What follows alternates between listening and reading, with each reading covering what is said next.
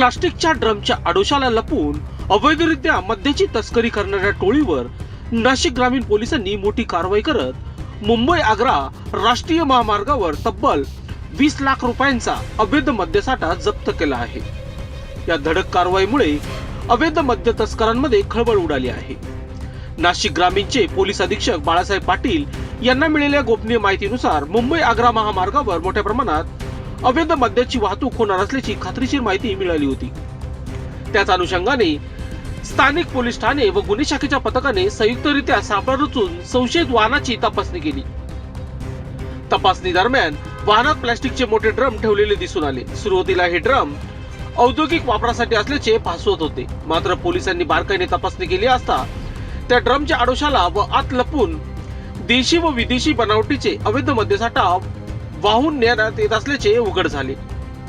पोलिसांनी तात्काळ मद्यसाठा जप्त केला असून त्याची अंदाजे किंमत 20 लाख रुपये असल्याचे सांगण्यात आले।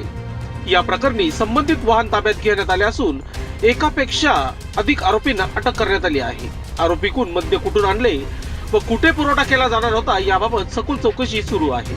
या कारवाईतून अवैध मद्य तस्करीचे मोठे जाळे उघडकीस येण्याची शक्यता पोलिसांनी व्यक्त केली आहे।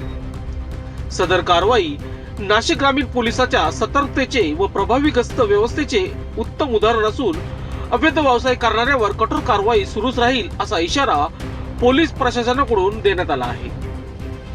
दिनांक 20 रोजी नाशिकवरून धुळेकडे जाणाऱ्या साईडला एक आयशर टेम्पो ज्याच्या संदर्भातली गोपनीय माहिती मिळाली होती, त्याचा पाठलाग करून ती पकडण्यात आली। त्यामध्ये LCPचे प्रभारी अधिकारी आणि त्याची टीम कार्यरत होती।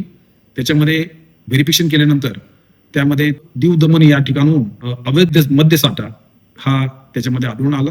साधारणतः त्याची किंमत 20,25,000 एवढ्या रकमेचे 200 बॉक्स मद्याचे त्यामध्ये मिळून आलेले आहेत।